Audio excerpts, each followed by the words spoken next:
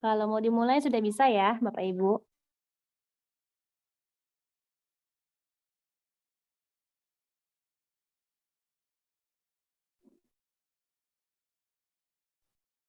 Silakan Bu Tri Ayu, Oke, moderator baik kita Pak. malam ini. Oke. Assalamualaikum warahmatullahi wabarakatuh. Selamat malam dan salam sejahtera untuk kita semua. Semangat pagi. Selamat datang dalam acara IGI Ikatan Guru Indonesia Kota Pematang Siantar, Provinsi Sumatera Utara. Acara IGI Kota Pematang Siantar pada hari ini merupakan hari terakhir. Tetapi tetap saya ingatkan kepada Bapak Ibu sekalian bahwa acara ini juga merupakan salah satu rangkaian seminar online sebagai bagian dari wujud Merdeka Belajar, Merdeka Mengajar. Acara ini dapat disaksikan secara daring melalui virtual Zoom meeting. Masih bersama saya, Tri Ayu Indah Purwani sebagai moderator acara ini. Bapak Ibu hadirin sekalian, seiring dengan perkembangan zaman, teknologi yang semakin canggih, yang bisa membawa kita pada dunia yang mampu kita genggam, kecanggihan tersebut memberikan kemudahan bagi semua orang, termasuk kita sebagai seorang pendidik. Dengan media teknologi yang memberikan fitur-fitur yang akan menarik para murid-murid kita untuk belajar. Dengan begitu, tentunya akan memberikan dampak yang positif bagi kita sebagai pendidik. Tetapi ada kalanya dengan semua kehadiran itu justru akan membuat kita terlena. Sehingga kita lupa dengan yang namanya pendidikan karakter. Yang membuat budaya positif itu semakin tergerus dengan yang namanya perkembangan zaman.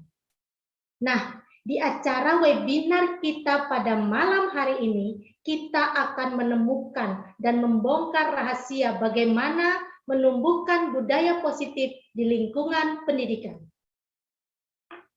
Pada malam hari ini, kita masih bersama dengan Bapak Ketua IGI Kota Pematang Siantar, yang terhormat Bapak Timbul Manurung, SPD, MA. Dan narasumber hebat kita yang sudah tidak diragukan lagi, karena beliau selain sebagai seorang pengajar praktik guru penggerak Angkatan 4 Kota Pematang Siantar, beliau juga merupakan seorang narasumber yang mempunyai jam terbang dengan sayap yang luar biasa. Yang terhormat Bapak Antoni Manurung, MPD. Selanjutnya Bapak Ibu hadirin sekalian, untuk mendapatkan keberkahan dan kelancaran acara kita pada hari ini, marilah sama-sama kita berdoa. Berdoa dimulai.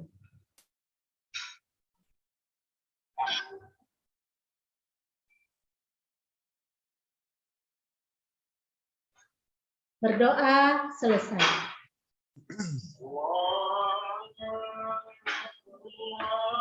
Acara selanjutnya adalah sambutan dari Ketua IGI Kota Pematang Siantar yang terhormat Bapak Timbul Manurung, SPD, MA. Kepada Bapak, waktu dan tempat kami persilakan. Terima kasih Bu Tri Ayu Indah Purwani, MPD, selaku moderator kita pada malam hari ini. Lebih tepatnya mungkin paling seperti salam pembuka, karena ini sudah lanjutan dari hari kemarin, ini malam kedua. Jadi pertama sekali kami mengucapkan terima kasih atas fasilitasi dan dukungan dari tim IGI wilayah Sumatera Utara. Dalam hal ini juga tim IT-nya yang sangat mendukung kegiatan webinar yang diselenggarakan oleh Ikatan Guru Kota Pematang Siantar. Kembali saya ucapkan terima kasih juga kepada panitia dan juga narasumber dan kepada Bapak Ibu yang turut bergabung berpartisipasi dalam webinar yang diselenggarakan oleh IGI Kota Pematang Siantar pada malam kedua ini. Harapan saya webinar kita pada malam ini akan memberikan manfaat positif kembali bagi kita dalam rangka mensukseskan kurikulum Merdeka.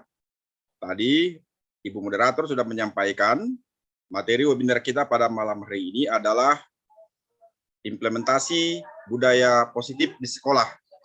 yang akan disampaikan oleh narasumber kita, Bapak Darwin Manurung, MPD. Kurang lebihnya seperti itu salam pembuka atau sambutan saya pada malam hari ini. Waktu dan tempat kami kembalikan kepada moderator kita, Ibu Tri Ayu. Silakan, Bu. Oke, baik Bapak. Terima kasih atas kata sambutan sebagai lanjutan acara kita pada malam hari ini. Dan di sini saya ingin memberikan pantun terima kasih juga kepada Bapak, karena mungkin semalam saya nggak sempat ya Pak buat pantunnya. Kain batik dibuat sarung. Sarung asli model terbaru. Terima kasih kepada Ketua IGI Kota Pematang Siantar, Bapak Manurung. Tetap sehat, semangat, dan sukses selalu. Cakep. Baiklah, Cakep. berikutnya adalah sesi yang kita tunggu-tunggu. Narasumber hebat kita pada hari ini adalah yang terhormat Bapak Darwin Antoni Manurung, MPD. Kepada Bapak Antoni Manurung, MPD, waktu dan tempat kami persilakan.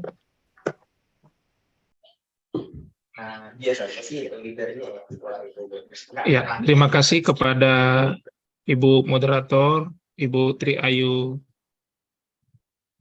Indah, MPD, yang memberikan kesempatan kepada saya untuk menyampaikan materi webinar pada hari kedua dari rangkaian webinar IGI Kota Pematang Siantar.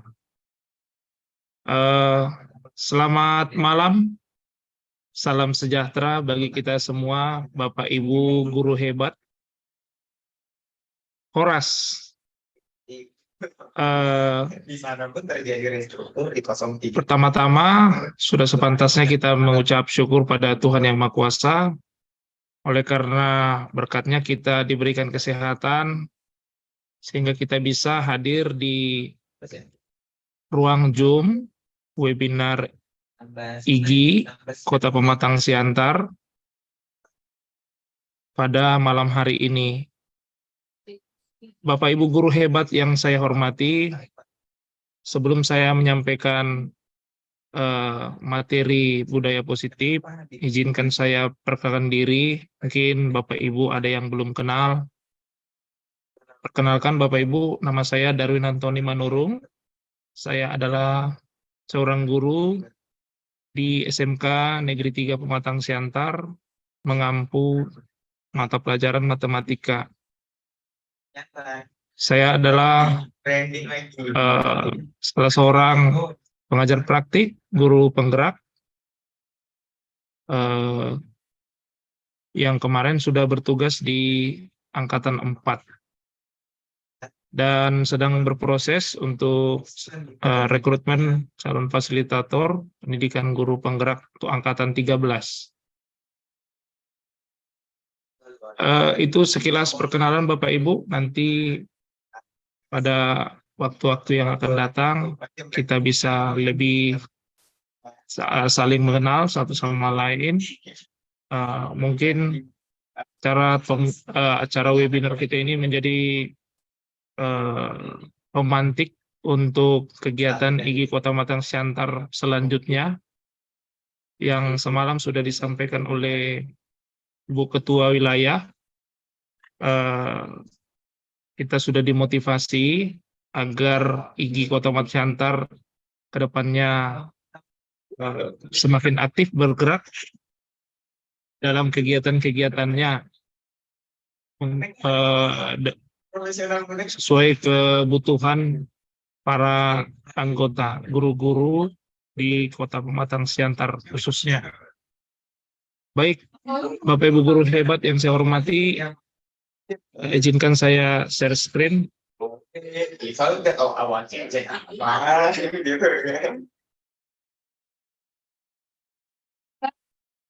Ini fokus pembukaan masa depan. Kapan? Screen yang saya tampilkan sudah nampak Bapak Ibu? Sudah, Pak.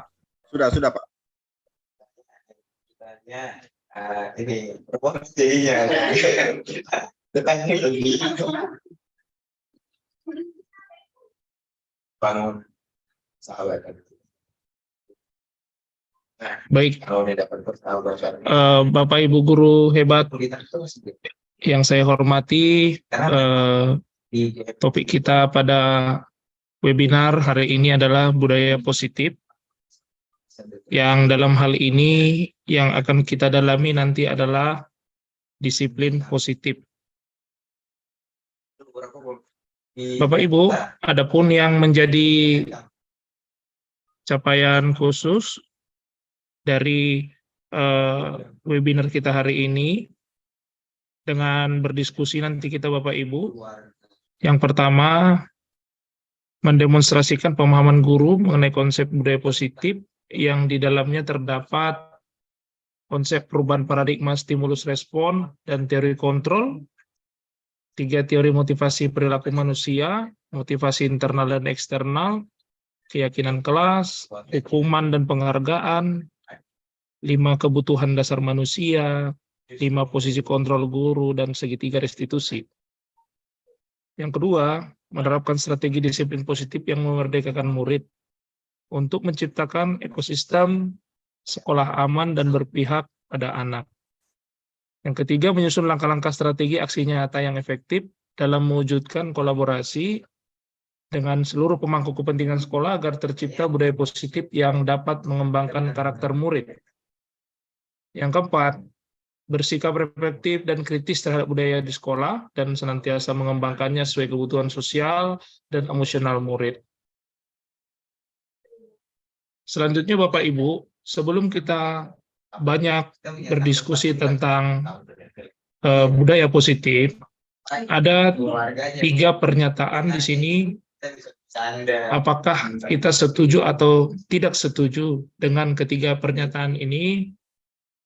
Nanti jawaban pribadi Bapak Ibu boleh disampaikan atau diberitahu lewat kolom chat. Ya Bapak Ibu ya, ini ada pernyataan 1, 2, dan 3. Jadi kalau misalnya nanti Bapak Ibu setuju dengan pernyataan 1, berarti 1 setuju gitu. Kalau misalnya pernyataan 2 tidak setuju, berarti nanti nomor 2 tidak setuju begitu. Kira-kira Bapak, supaya kita diskusinya walaupun ini daring ya, tapi tetap kita interaktif Bapak Ibu ya. Nah, ya pernyataan pertama Bapak Ibu, hukuman dapat mendisiplinkan anak. Apakah kita setuju atau tidak setuju dengan pernyataan berikut? Yang tadi nomor 1. Yang kedua, pemberian hukuman dengan hal positif seperti membaca atau membersihkan halaman sekolah dapat meningkatkan disiplin anak. Dan yang ketiga, memberi penghargaan dapat meningkatkan motivasi belajar anak. Silakan Bapak Ibu untuk menyampaikan pendapat pribadi masing-masing di kolom chat atau kolom komentar, setuju atau tidak setuju. Baiklah Bapak Ibu, ini dia topik kita, ada 6 topik. Yang biasanya Selanjutnya yang pertama yang mau kita diskusikan adalah disiplin positif dan nilai-nilai kebajikan universal. Nah, yang pertama Bapak Ibu adalah perubahan paradigma. Nah, ini kegiatan kepalan tangan namanya Bapak Ibu, boleh kita praktekkan nanti, boleh di sekolah ataupun di rumah Bapak Ibu. Jadi kegiatan kepalan tangan ini dilakukan oleh 2 orang, Bapak Ibu sendiri dan juga ada teman Bapak Ibu untuk melakukan kegiatan kepalan tangan. Yang pertama, langkahnya coba disobek secara kertas kecil, kemudian tuliskan benda atau sesuatu yang sangat berharga bagi Bapak Ibu. Kemudian letakkan di salah satu tangan Bapak Ibu dan genggam secari kertas tadi ya dengan segala daya dan upaya sekuat mungkin. buatlah sebuah kepalan seperti ini. Selanjutnya, teman Bapak Ibu Ada. akan mencoba dengan sekuat tenaga dengan berbagai cara untuk meminta Bapak Ibu memberikan benda tersebut. Ini kan nggak bisa onsite ini. Teman Bapak Ibu itu bisa membujuk atau mengancam, menghardik, merayu, menyuap, atau apa saja agar dapat membuka kepalan tangan Bapak Ibu tadi. Namun mempraktekannya dengan cara yang berbeda-beda Bapak Ibu ya. Misalnya yang pertama dengan cara membujuk dulu. Apa yang terjadi? Nah, setelah itu coba dulu dengan cara mengancam. Apa yang terjadi? Nah, itu nanti bisa dipraktekkan Bapak Ibu, boleh di sekolah ataupun di rumah. Selanjutnya, perubahan paradigma, teori kontrol atau teori pilihan. Di sini Bapak Ibu, ada beberapa ilusi yang mengatakan bahwa guru mengontrol murid. Mungkin sebagian dari kita beranggapan seperti itu Bapak Ibu. Apakah itu benar? Bahwa kita guru ini punya kontrol penuh terhadap murid-murid kita. Yang kedua, ilusi bahwa kritik dan membuat orang merasa bersalah dapat menguatkan karakter. Selanjutnya, ilusi bahwa semua penguatan positif, efektif, dan bermanfaat. Dan keempat, ilusi bahwa orang dewasa memiliki hak untuk memaksa. Ya. Mungkin ada sebagian dari kita yang berpikiran bahwa misalnya orang tua bisa memaksa kepada anaknya, atau si kakak bisa memaksa pada adiknya, atau si abangan bisa memiliki hak untuk memaksa adik-adiknya. Selanjutnya Bapak Ibu, siapa sih yang sesungguhnya yang memiliki kontrol? Nah, kalau stimulus responnya, kita mencoba mengubah orang agar berpandangan sama dengan kita. Namun, menurut teori kontrol,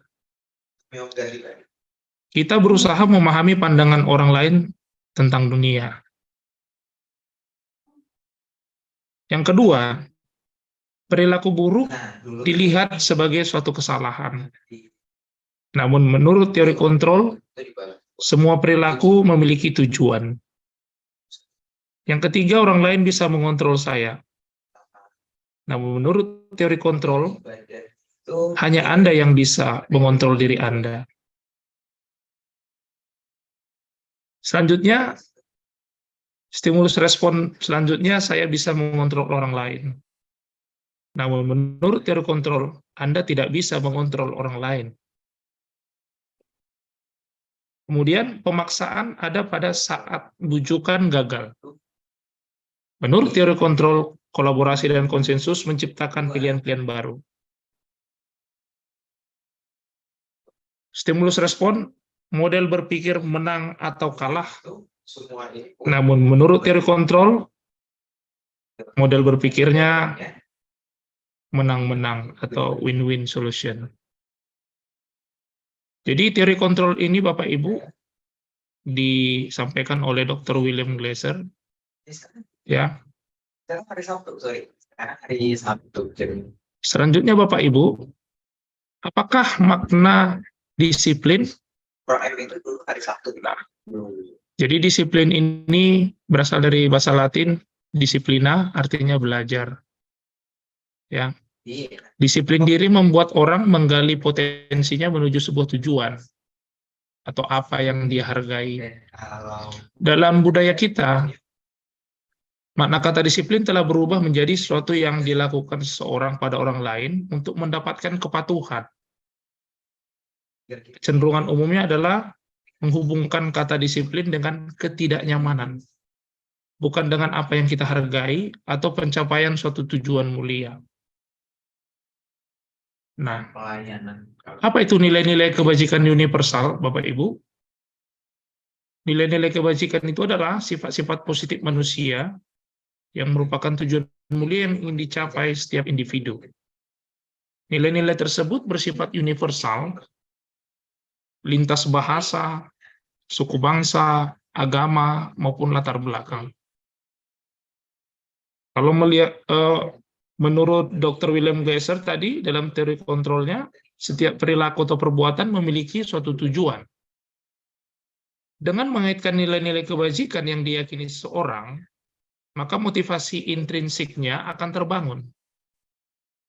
Motivasi intrinsik itu maksudnya motivasi internal dari dalam dirinya, sehingga menggerakkan motivasi diri dari dalam untuk mencapai tujuan mulia yang diinginkan. Itu menurut Diane Gossen. Nilai-nilai kebajikan yang ingin dicapai oleh setiap anak Indonesia, kita kenal dengan profil pelajar Pancasila, Bapak Ibu. Tentu Bapak Ibu sudah sangat tahu sekali apa saja profil pelajar Pancasila. Yang pertama, beriman bertakwa kepada Tuhan Yang Maha Esa dan berakhlak mulia.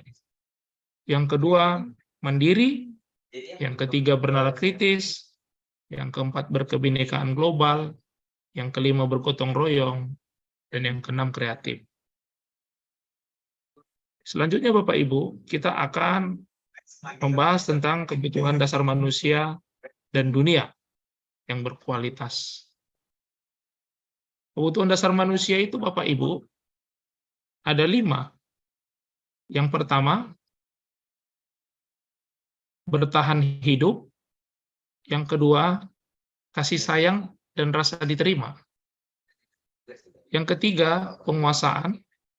Yang keempat, kesenangan. Yang kelima, kebebasan. Jadi inilah 5 kebutuhan dasar manusia, Bapak Ibu, yang mana minimal dari salah satu dari yang 5 ini tidak terpenuhi, bisa saja mengubah perilaku seseorang dalam kehidupannya. Dan yang paling contoh sederhana adalah murid-murid kita di sekolah.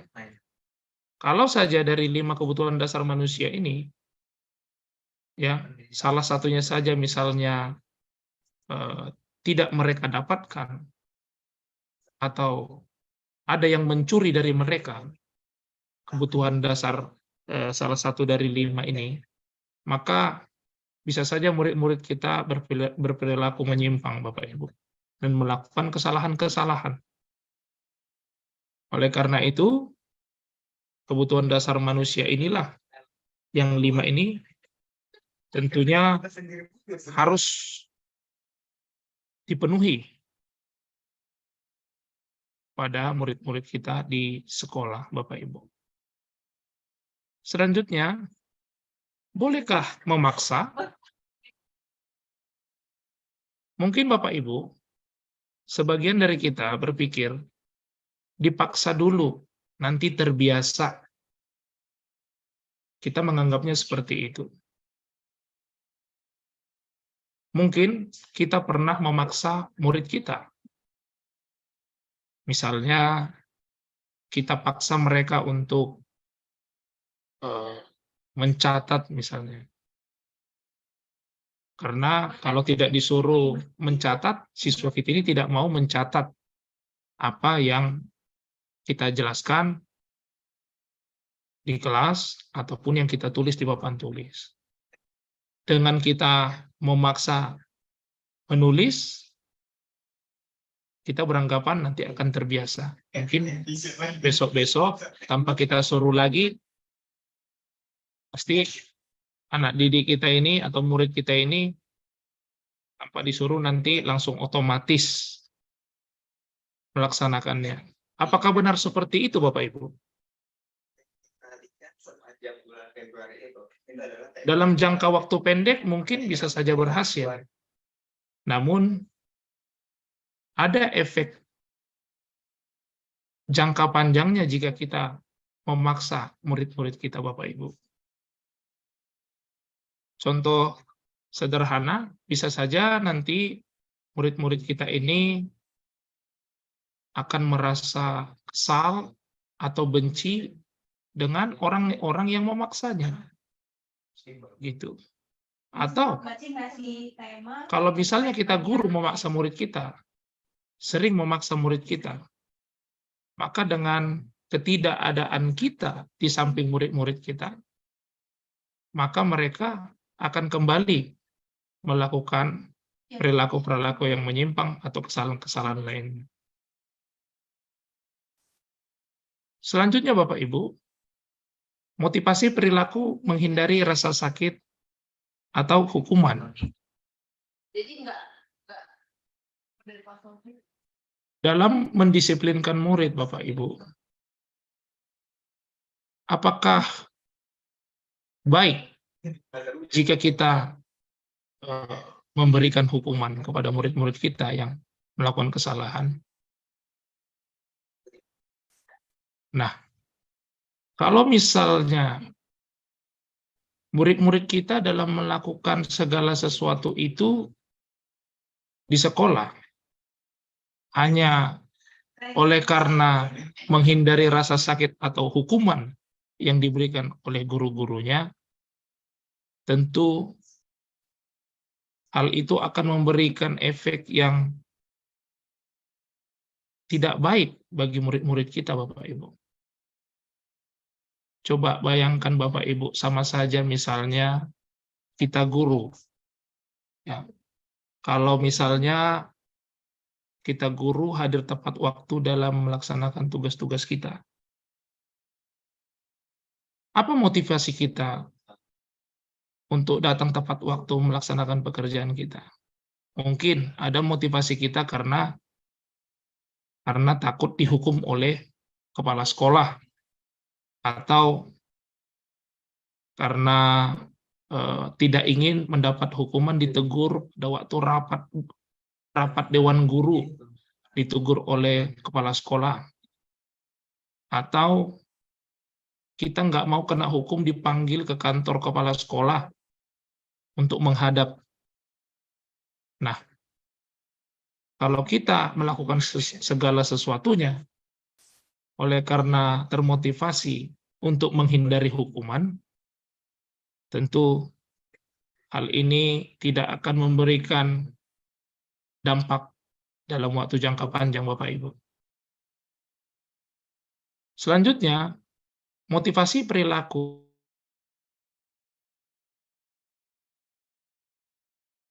Tentunya Bapak Ibu, kita sebagai guru pastilah pernah ya memberikan pujian ataupun hadiah kepada murid-murid kita. Contoh sederhana, siapa yang paling cepat menyelesaikan tugas-tugasnya, maka sudah bisa pulang duluan, gitu. Contoh kecil. Atau siapa yang bisa menjawab soal ini, maka Bapak Ibu guru akan memberikan hadiah, misalnya permen. Mungkin kita pernah seperti itu di kelas yang kita ampu, Bapak Ibu. Namun, apakah motivasi dari anak-anak didik kita itu jika melakukan sesuatu karena menginginkan hadiah dan pujian akan memberikan dampak yang baik dalam jangka panjang? Atau coba kita bayangkan atau pikirkan, bagaimana kalau anak kita atau murid kita sudah terbiasa melakukan segala sesuatu itu mendapat hadiah? Bagaimana kalau kita meminta murid-murid kita melakukan sesuatu dengan tidak kita berikan, tidak kita iming-imingi hadiah? Bagaimana kalau anak didik kita itu tidak kita berikan pujian? Karena pemberian hadiah dan pujian ini harus kita lakukan secara berkelanjutan dan kontinu. Dan di saat anak didik kita yang sudah terbiasa menerima hadiah dan pujian, dan di suatu saat tertentu nanti mereka tidak mendapatkannya, maka disitulah mereka bisa kembali ke perilaku-perilaku yang lama. melakukan kesalahan-kesalahan yang lama.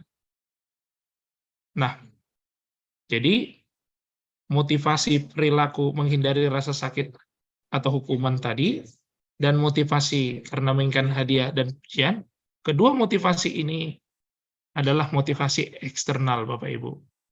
Motivasi yang datangnya dari luar. Nah, kemudian yang terakhir, yang ketiga ini motivasi perilaku menghargai diri.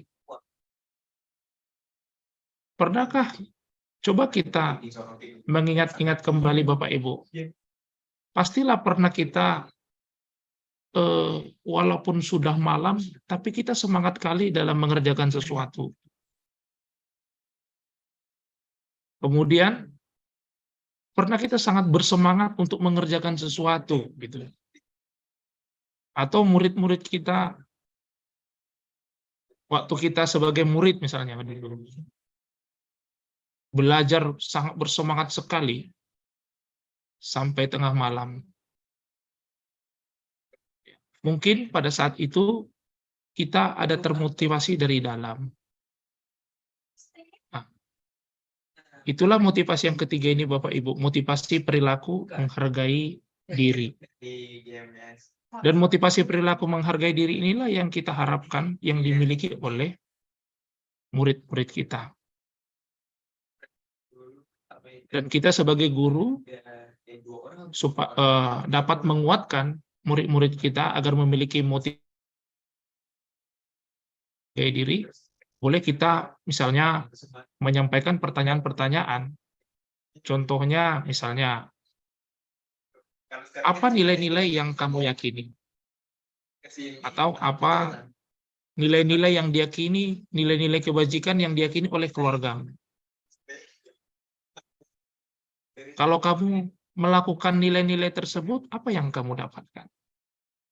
Jadi, melalui pertanyaan-pertanyaan seperti itu, sehingga murid-murid kita akan bisa termotivasi dari dalam dirinya, ya, sehingga dia dapat dengan melakukan perbuatan itu atau perilaku itu, dia merasa menghargai dirinya sendiri. Dia merasa menjadi seorang yang merdeka. Jadi Bapak Ibu, inilah 3 motivasi yang dimiliki oleh murid-murid kita. Selanjutnya Bapak Ibu, ini tadi penjelasan dari yang 3 tadi Bapak Ibu ya. Nah, ini tadi untuk menghargai diri sendiri tadi ya, merupakan motivasi internal. Inilah tujuan dari disiplin positif Bapak Ibu. Tidak sih manusia ya. Kata merdeka menurut Ki Hajar Dewantara, merdeka itu artinya tidak hanya terlepas dari perintah, akan tetapi juga cakap buat memerintah diri sendiri. Itu menurut Ki Hajar Dewantara Bapak Ibu. Nah, ini tadi dengan pemberian penghargaan. Sebenarnya penghargaan dan hukuman itu berlaku sama Bapak Ibu ya. Kalau misalnya dia murid-murid kita itu melakukan hal-hal yang baik atau yang sangat baik atau sebuah prestasi, kita berikan penghargaan. Namun sebaliknya, kalau misalnya murid-murid kita itu berperilaku tidak baik, kita berikan hukuman. Nah, apakah penghargaan dan hukuman itu yang kita berikan itu baik dalam mendisiplinkan murid-murid kita? Atau bahkan sebaliknya, bahwa penghargaan itu akan menghukum kita, di mana kita memberikan penghargaan, pujian, atau bahkan hukuman pada murid-murid kita, Bapak Ibu. Nah, tentu ada pengaruh jangka pendek dan jangka panjang. Yang tadi sudah saya sampaikan, Bapak Ibu. Apa pengaruh jangka pendek dari pemberian penghargaan atau hadiah, dan dampak jangka panjangnya seperti apa. Kemudian penghargaan menghukum. Kadang-kadang Bapak Ibu, kalau misalnya kita membuat suatu kompetisi kepada murid-murid kita dengan mengiming-iming hadiah atau penghargaan, maka bisa saja nanti murid-murid kita itu menganggap orang-orang yang menjadi hambatan, yang menghambat dia mencapai tujuannya adalah orang-orang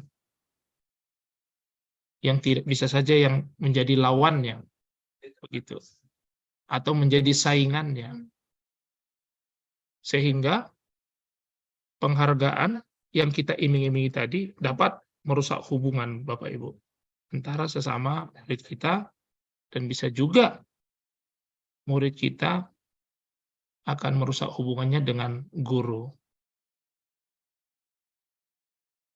Kemudian penghargaan menurunkan kualitas.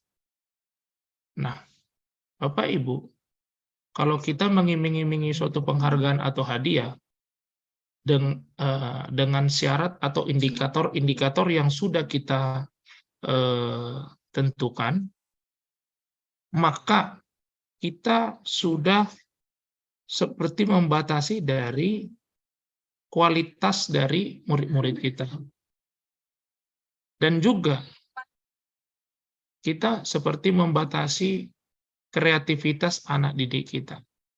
Karena murid-murid kita itu sudah kita arahkan kepada indikator yang sudah kita tetapkan dengan tujuan tadi menerima penghargaan tadi. Kemudian Bapak Ibu, pemberian penghargaan juga mengurangi motivasi intrinsik. Penghargaan itu kan tadi Bapak Ibu adalah motivasi eksternal dari luar. Kalau murid-murid kita sudah terbiasa, sudah kita biasakan melakukan sesuatu dengan menerima penghargaan, maka murid kita itu tidak akan memiliki motivasi internal yang kuat lagi. Karena dia sudah cenderung untuk melakukan sesuatu, ada nggak hadiahnya? Ada nggak penghargaan yang kudapatkan supaya aku melakukannya? Begitu Bapak Ibu ya. Ada dia Bapak Ibu bentuk program kebajikan, apresiasi. Nah, kalau pujian atau apresiasi, ya, beri pengakuan secara khusus.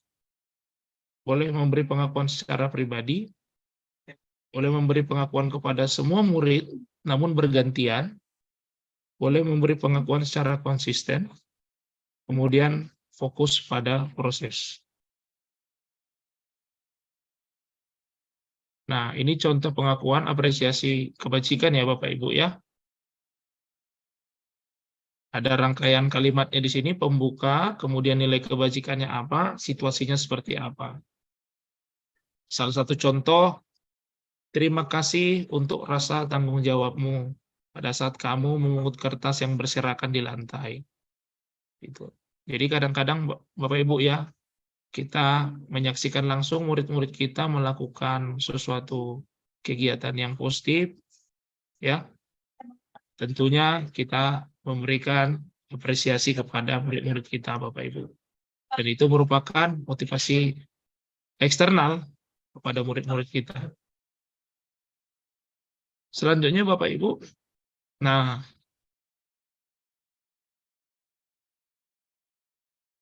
ini perbedaan hukuman dan konsekuensi, Bapak Ibu. Ya.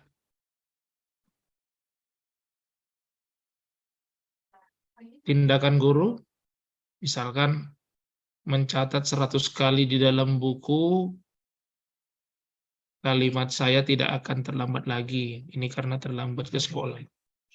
Ini hukuman atau konsekuensi Bapak Ibu?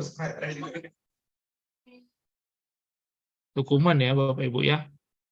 Lari mengelilingi lapangan basket 2 kali karena terlambat hadir di sekolah. Hukuman. Murid diminta untuk push up 15 kali karena tidak menggunakan masker ke sekolah. Ini hukuman. Menggantikan kertas tugas teman yang telah dicoret-coret. Ini konsekuensi, Bapak Ibu. Membersihkan tumpahan air di meja tulis karena tersenggol pada saat belajar. Ini juga konsekuensi dari tidak ketelitian si murid, Bapak Ibu ya. Nah, dan seterusnya, ini dia, Bapak Ibu. Oh iya, 1 bulan. Berarti saya Oke, ini dia perbedaan hukuman dan konsekuensi, Bapak Ibu. Kalau hukuman itu sesuatu yang menyakitkan harus terjadi, sementara konsekuensi sesuatu harus terjadi. Kemudian hukuman membuat anak sakit fisik maupun hati untuk jangka waktu lama, sementara konsekuensi membuat anak merasa tidak nyaman dalam jangka waktu pendek. Selanjutnya, hukuman anak membenci kedisiplinan, sementara konsekuensi anak menghargai disiplin. Hukuman itu paksaan, sementara konsekuensi itu stimulus tanggapan. Hukuman itu mendorong anak menyakiti diri sendiri, namun konsekuensi itu mendorong anak agar mudah menyesuaikan diri. Hukuman itu konsep diri yang buruk, konsekuensi itu konsep diri yang baik. Hukuman itu anak belajar untuk menyembunyikan kesalahan, konsekuensi anak belajar untuk mematuhi peraturan. Hukuman itu rasa marah, rasa bersalah, dipermalukan, merasa tidak dihargai. Namun dengan konsekuensi, kehilangan hak, dibuat tidak nyaman, diasingkan untuk sementara, time out. Di perbedaan hukuman dan konsekuensi ini disadur dari restitution oleh Dan Gosen, Bapak Ibu ya. Nah, jadi selain pemberian hukuman, konsekuensi, yang terakhir restitusi, Bapak Ibu. Apa itu restitusi, Bapak Ibu? Restitusi ini adalah proses menciptakan kondisi bagi murid untuk memperbaiki kesalahan mereka, sehingga mereka bisa kembali pada kelompok mereka dengan karakter yang lebih kuat. Restitusi juga merupakan proses kolaboratif yang mengajarkan murid untuk mencari solusi untuk masalah mereka dan membantu murid berpikir tentang orang seperti apa yang mereka ingin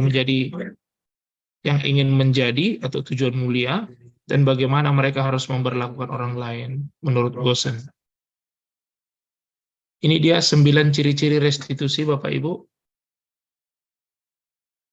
Yang pertama, bukan untuk menebus kesalahan, namun untuk belajar dari kesalahan. Yang kedua, memperbaiki hubungan. Yang ketiga, tawaran, bukan paksaan. Yang keempat, menuntun untuk melihat ke dalam diri. Kelima, mencari kebutuhan dasar yang mendasari tindakan.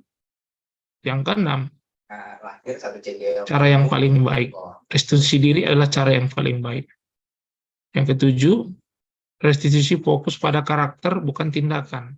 Yang kedelapan, restitusi fokus pada solusi. Yang kesembilan, mengembalikan murid yang berbuat salah pada kelompoknya. Jadi Bapak Ibu, dari yang 3 ini, hukuman, konsekuensi, dan restitusi. Restitusi adalah cara terbaik dalam mendisiplinkan murid-murid kita. Jadi mungkin Bapak Ibu, kita ingat-ingat kembali, murid-murid kita pernah misalkan terlambat masuk kelas di jam pertama. Kalau dia terlambat, tindakan apa yang kita lakukan, Bapak? Apakah langsung marah? Apakah langsung menghukumnya? Saya harap tentu tidak, Bapak Ibu. Maka kita akan melakukan restitusi kepada anak didik kita. Kita dapat memberikan pertanyaan-pertanyaan, Bapak Ibu, yang menuntun anak didik kita ini menemukan sebuah solusi ya yang meningkatkan motivasi internalnya untuk tidak mengulang lagi kesalahan yang sudah dia lakukan, Bapak Ibu. Mungkin kita bertanya dulu kenapa dia terlambat. Apa yang menyebabkan dia terlambat? Kita tanya, Bapak Ibu. Mungkin anak didik kita ini terlambat bangun.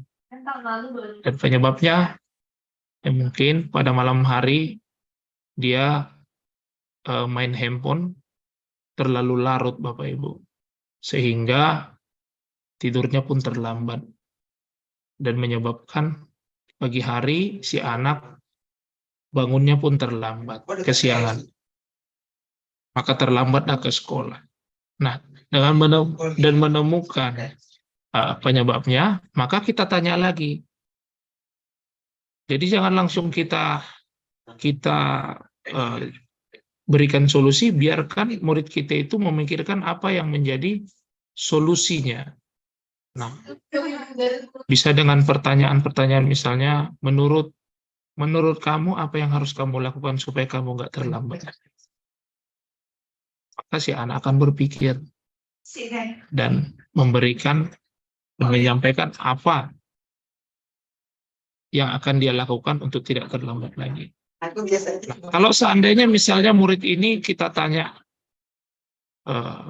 dia diam, nggak langsung menjawab, maka kita perlu memberikan waktu kepada dia untuk menemukan solusi yang mungkin bisa dilakukannya untuk memperbaiki kesalahannya. Maka bisa kita berikan waktu, Bapak Ibu. Misalnya, oke, Bapak atau Ibu berikan waktu, kamu memikirkan solusi yang bisa kamu lakukan untuk memperbaiki kesalahan. Nanti setelah berakhir jam Bapak atau jam Ibu, bisa kamu sampaikan ke saya. Itu contoh sederhana, Bapak Ibu, dalam memberikan restitusi kepada murid-murid kita, mendisiplinkan murid-murid kita. Untuk latihan pemahaman, bolehkah memaksa? Ini Bapak Ibu, saya kirimkan formnya melalui kolom chat, Bapak Ibu.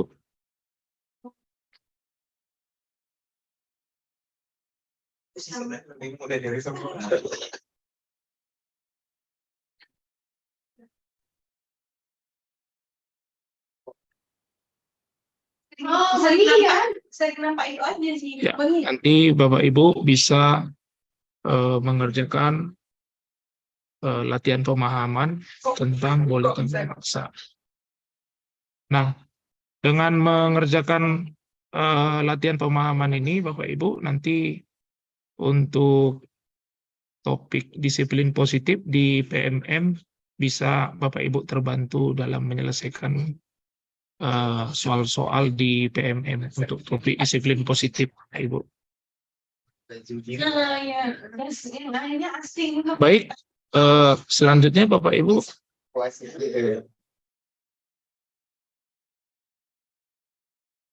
ini tentang keyakinan kelas.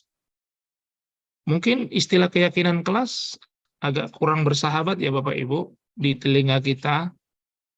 Mungkin yang lebih sering kita dengar itu peraturan kelas. Begitu Bapak Ibu ya. Nah, apa yang membedakannya Bapak Ibu? Nah, dari gambar ini bahwa dimulai dari yang terkecil adalah peraturan kelas Bapak Ibu ya. Nah, peraturan-peraturan kelas ini dibuat dan disepakati bersama oleh antara guru dan murid-murid di kelas. Jadi kita berikan kesempatan kepada murid-murid kita untuk memikirkan apa yang menjadi peraturan kelas Bapak Ibu. Jadi nanti ada kita tulis ya usul-usul murid-murid kita, kemudian apa yang tidak terpikir murid-murid kita boleh kita tambahkan dengan apa yang dipikirkan oleh guru, ya. Nah, setelah ditulis, ya, dari peraturan kelas tersebut bisa beberapa peraturan kelas ada yang serumpun, ya. Ada yang bisa diambil intisarinya menjadi sebuah keyakinan kelas. Ya. Nah, itu dia bedanya peraturan kelas dengan keyakinan kelas. Jadi keyakinan kelas itu seperti kesimpulan dari beberapa peraturan kelas, ya, Bapak Ibu, ya. Seperti nilainya, nilai besarnya gitu dia dari peraturan-peraturan kelas tersebut. Contohnya begini Bapak Ibu, misalnya ada peraturan kelas tidak membuang sampah sembarangan. Itu peraturan kelasnya, kemudian membuang sampah pada tempatnya. Kemudian selanjutnya misalnya membuka alas kaki pada saat memasuki kelas. Jadi ada 3 peraturan kelas bisa menjadi satu keyakinan kelas. Di mana keyakinan kelas dari ketiga peraturan kelas tadi, yaitu tentang menjaga kebersihan. Nah, itu dia. Jadi, menjaga kebersihan itulah keyakinan kelas, Bapak Ibu. Nah, yang mana keyakinan kelas inilah nanti yang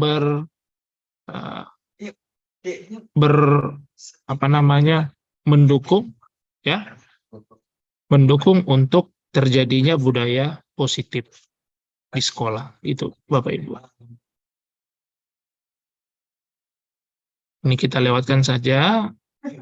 Nah, untuk mendukung motivasi intrinsik, kembali ke nilai-nilai atau keyakinan-keyakinan lebih menggerakkan seseorang dibandingkan mengikuti serangkaian peraturan. Baik. Oh, ini tadi contohnya Bapak Ibu. Jadi ini peraturan-peraturan usulan murid, kita data dulu. Ya Bapak Ibu. Nah, mana yang satu rumpun, misalnya nomor 167 ini, ya, ini merupakan satu rumpun. Menghargai yang bicara, ya, menjaga kedamaian ketentraman. Misalnya ini menjadi hormat, ya, menghormati semua orang dan barang milik orang lain. Itu dia. Kemudian ini belajar dengan tekun, dan seterusnya. Bekerja dengan baik dan tekun. Nah, kalau tadi kan peraturan ini ada 8, ya. 8 peraturan-peraturan menjadi 3 keyakinan kelas Bapak Ibu. Itu contohnya Bapak Ibu. Ada di sini keyakinan kelas menghormati orang lain, ada bekerja dengan baik dan tekun, kemudian semua orang ingin merasa diterima dan dimiliki. Nah, kita lewatkan. Nah, dalam membuat keyakinan kelas Bapak Ibu, satu lagi tadi. Nah, setelah kita menuliskan keyakinan kelas ini, ya, maka keyakinan kelas ini disepakati bersama oleh murid-murid dan guru dan ditandatangani Bapak Ibu. Ditandatangani, semua menandatangani, semua murid gitu dan gurunya. Kemudian kita pajang di dinding, gitu Bapak Ibu, ya. Kita pajang di dinding. Nah, dalam interval waktu tertentu, tentu kita harus berefleksi atau mengevaluasi keyakinan kelas yang sudah kita sepakati bersama dengan murid-murid kita. Ada dengan tabel T dan ada model tabel Y, ya.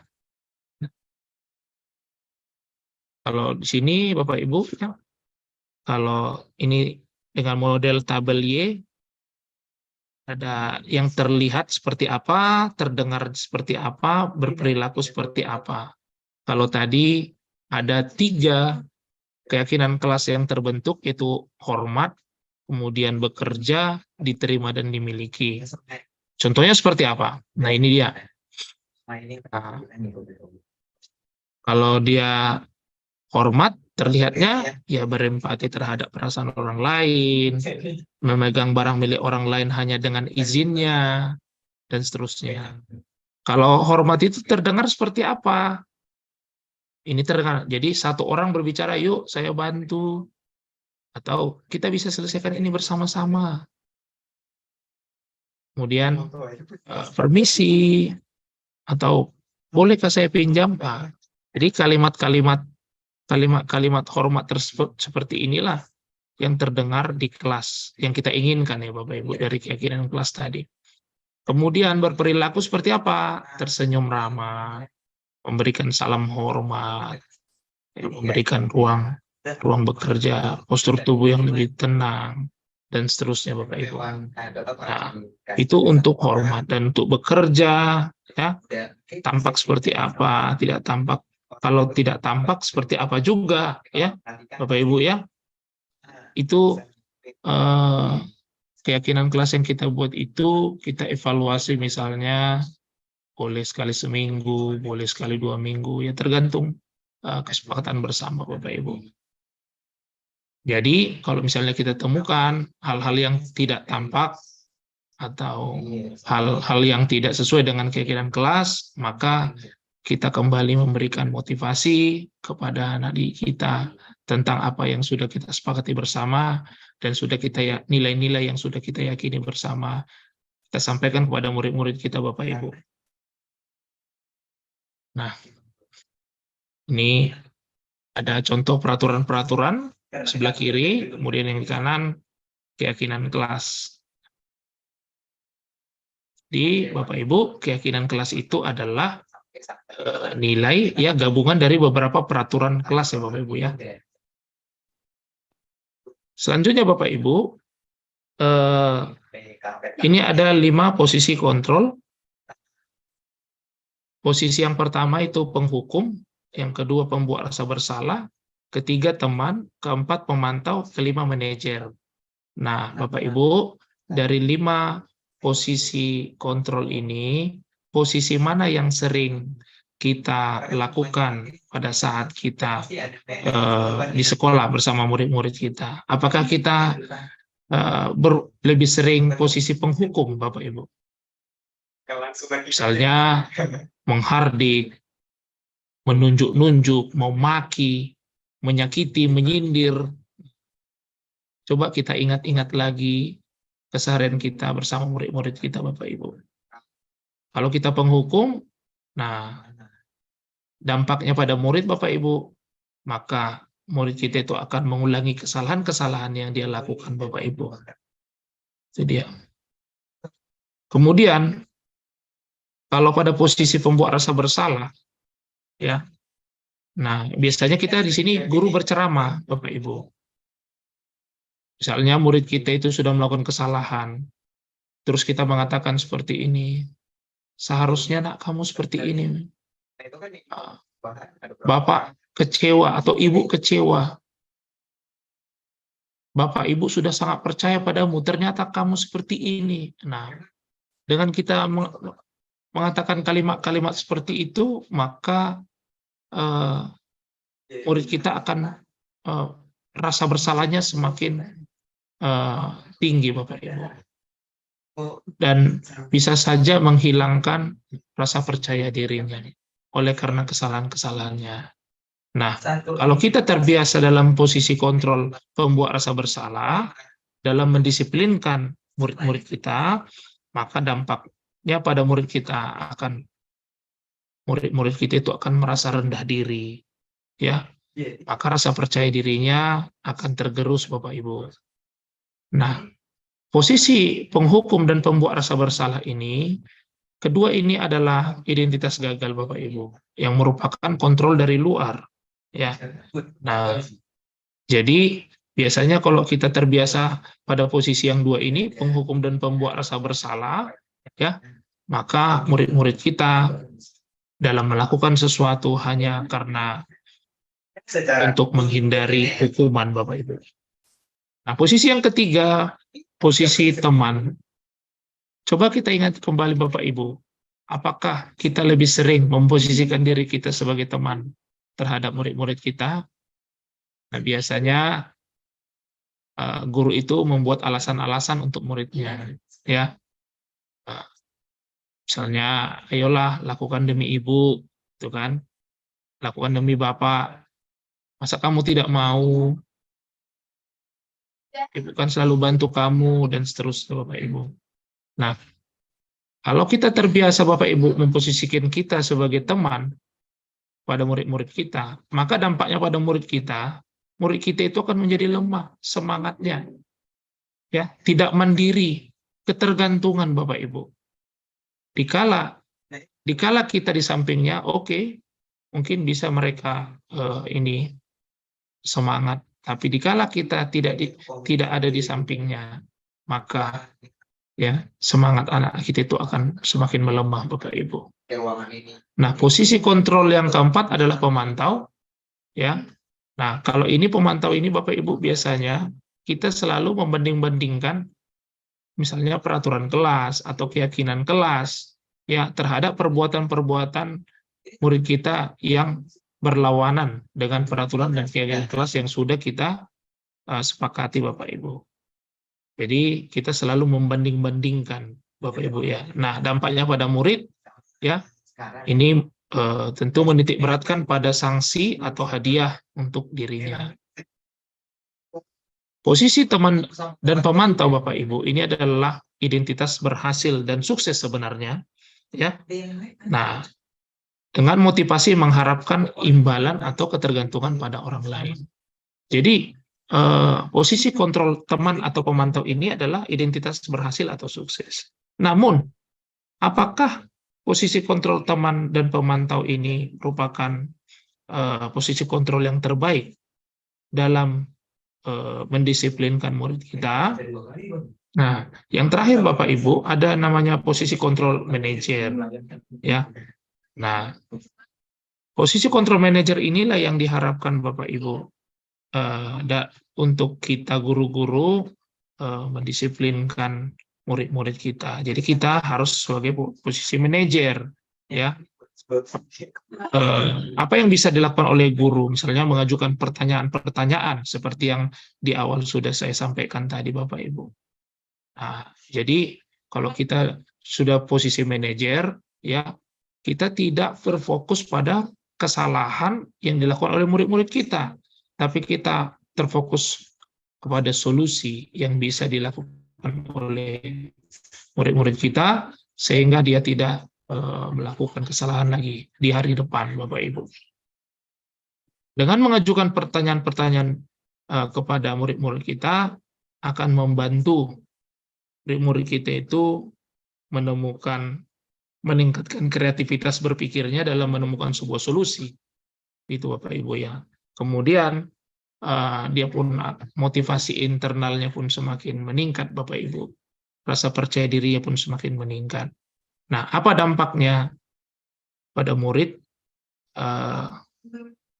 Tentu murid-murid mampu mengevaluasi diri, ya, bagaimana cara memperbaiki diri. Murid-murid kita akan semakin banyak belajar, ya, dalam bagaimana cara memperbaiki diri, ya, melalui tadi nilai-nilai dan keyakinan-keyakinan yang dimilikinya. Jadi inilah 5 posisi kontrol Bapak Ibu yang bisa, ya, yang mungkin saja di posisi mana kita ini dalam keseharian bersama murid-murid kita. Tentu tadi seperti yang saya sampaikan, posisi kontrol manajer lah yang terbaik dalam mendisiplinkan anak didik kita, Bapak Ibu ya. Oke, ini ada sebenarnya pernyataan-pernyataan dan siapa yang mengatakannya dari 5 posisi kontrol tadi. Kalau saya kecewa sekali dengan kamu. Biasanya pernyataan tersebut diucapkan oleh pembuat orang merasa bersalah. Kamu tidak pernah benar melakukannya. Ini biasanya disampaikan oleh penghukum. Ayolah, lakukan demi ibu atau bapak, ini temannya, Bapak Ibu. Kemudian, bagaimana kamu bisa menyelesaikan masalah ini? Nah, ini manajer nih. Nah, bagaimana kamu bisa menyelesaikan masalah ini? Kita menyampaikan pertanyaan, sehingga murid-murid kita mencoba untuk memikirkan solusi yang bisa dia lakukan. Kamu selalu yang paling terakhir. Nah, ini kalimat pokok. Oke, Bapak Ibu. Nah, untuk latihan pemahaman 5 posisi kontrol, Bapak Ibu, ini nanti bisa dikerjakan ya latihan pemahamannya. Saya kirimkan melalui kolom chat ya Bapak Ibu ya.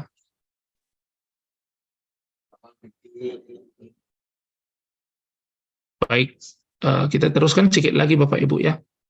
Mungkin masih ada waktu saya ini kan Ibu moderator.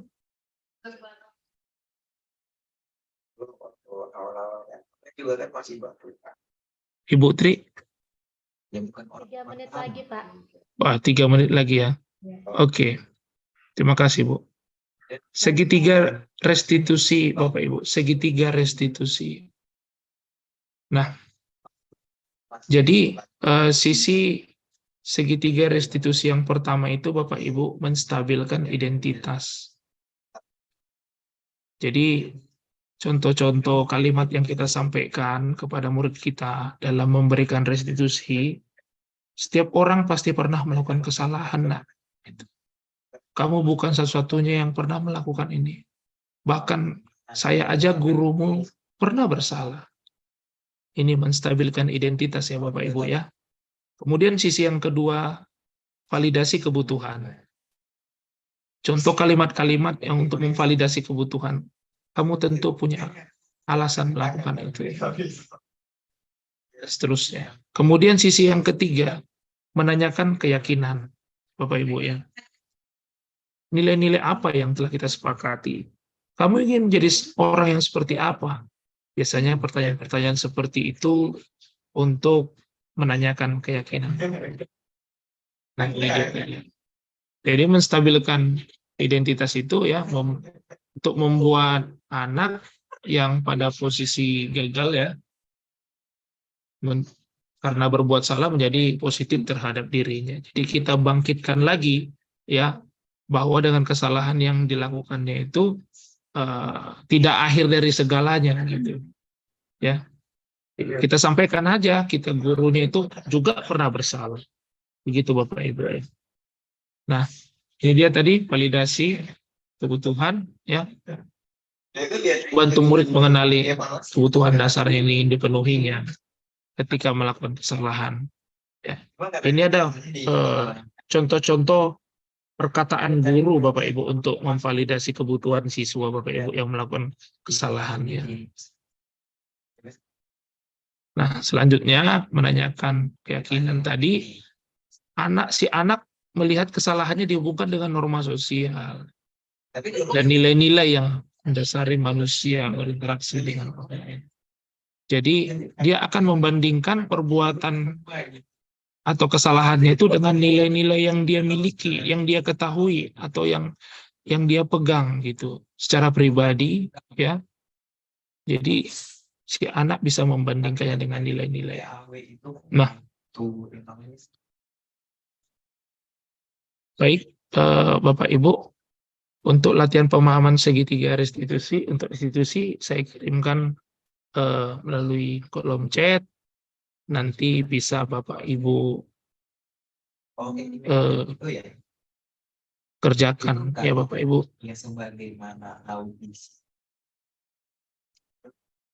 Nah, dengan mengerjakan latihan pemahaman ini, maka nanti jika Bapak Ibu masuk ke topik disiplin positif di platform Merdeka Mengajar, maka Bapak Ibu sudah terbantu dengan diskusi kita pada malam hari ini.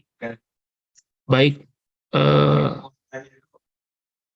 karena tadi 3 menit lagi, sebenarnya ada tadi terakhir ini hukuman versus konsekuensi dan restitusi.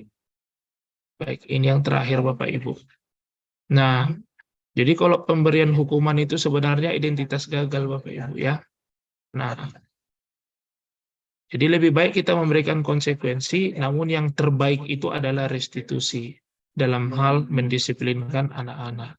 Ya Bapak Ibu, jadi saya berharap melalui webinar kita pada malam hari ini atau diskusi kita ya, untuk seterusnya nanti Bapak Ibu kita tidak lagi memberikan hukuman kepada murid-murid kita di sekolah, namun kita belajar ya mempraktekkan restitusi, memberikan restitusi kepada anak murid-murid kita itu yang melakukan kesalahan, Bapak Ibu.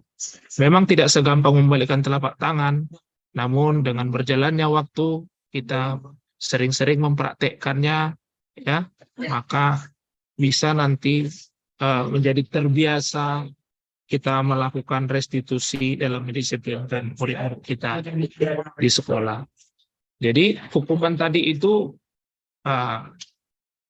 negatif, konsekuensi itu masih netral, namun yang positif itu adalah restitusi.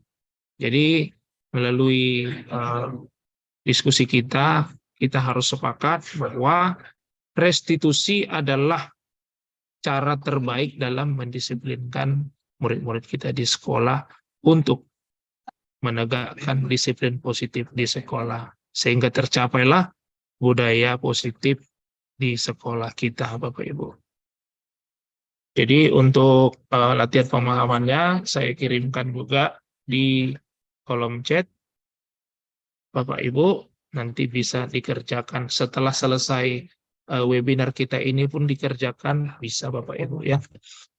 Baik, cukup sekian materi saya Bapak Ibu. Untuk sesi pertanyaan saya serahkan kepada Ibu Moderator. Terima kasih.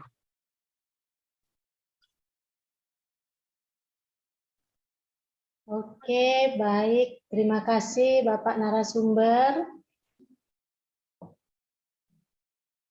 Kepada Bapak Ibu peserta, apabila ada yang ingin bertanya, silakan, boleh melalui chat, boleh juga melalui raise hand. Kami persilakan Bapak Ibu.